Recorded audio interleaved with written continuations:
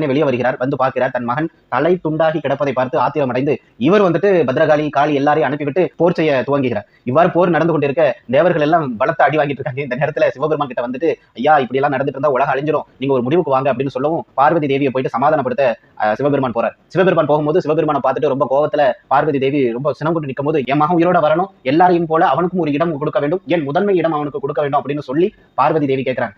பார்வதி தேவியினுடைய கோபத்திற்கும் தான் செய்த தவறையும் எண்ணி அஞ்சி பிறகு என்ன செஞ்சாங்க அப்படின்னா, சிவபெருமான் போங்க போய் பாருங்க, வடக்க பார்த்து எந்த மிருகம் தலை வச்சு படுத்திருக்கோ அந்த மிருகத்துடைய தலையை கொண்டுட்டு வாங்குறாங்க. விநாயக பெருமானினுடைய நேரத்துக்கு வேற யார் மாட்டல, ஒரு யானை தான் மாட்டிருக்கு. அந்த யானையினுடைய தலையை கொண்டுட்டு வந்து அந்த மகனுக்கு மாட்டுறாங்க. அதற்கு பிறகு எல்லாரும் ஆசீர்வதிக்கிறாங்க. இதுதான் அந்த விநாயக பெருமானினுடைய தோற்றமும் அந்த முகம் மாறுவதற்கான ஸ்டோரி. ஓகேவா? இதுக்குள்ள அடங்கும். அதாவது எல்லா விஷயத்திற்குமே ஏதாவது ஒரு காரணம் இருக்கும் இல்லையா? அதன் அடிப்படையிலே விநாயக பெருமாருக்கு இந்த மாதிரி ஒரு முகம் வருவதற்கும் ஒரு காரணம் இருக்கு அப்படின்னு சொல்லப்படுது. எப்படின்னா, முன்னொரு காலத்துல ஒரு அசுரன் வாழ்ந்தான்.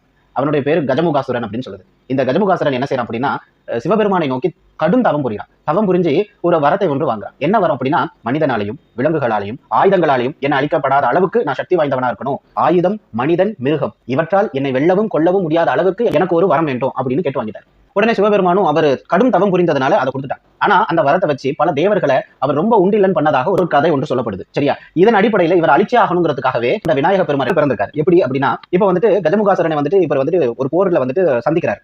அவன் கொல்லப்பட வேண்டிய நிலையில இருக்கான். எவ்வளவோ தாக்கியும் ஆயுதங்களால எவ்வளவு தாக்கியும் அவர் சாகவே இல்லை. உடனே சிவபெருமான் சொல்றார், அவன் ஆயுதங்களாலும் மிருகத்தாலும் மனிதனாலும் கொலை செய்ய முடியாதவன் என்ற ஒரு சொன்ன உடனே புரிந்து கொண்ட விநாயக பெருமாள் என்ன செய்யறாருன்னா, தனது வலது தந்தத்தை உடைச்சி அதை வைத்து அவரை வதம் செய்ய வீசினார் என்றும், துடித்து போன அவன் உடனே வந்துட்டு அவரை வந்துட்டு தாக்குவதற்கு எலி உருவமானான் அப்படின்னு ஒரு கதை சொல்லப்படுது. எலி உருவம் எடுத்து ஓடி வரும்போது அவனை வந்துட்டு உற்று பார்த்தாரா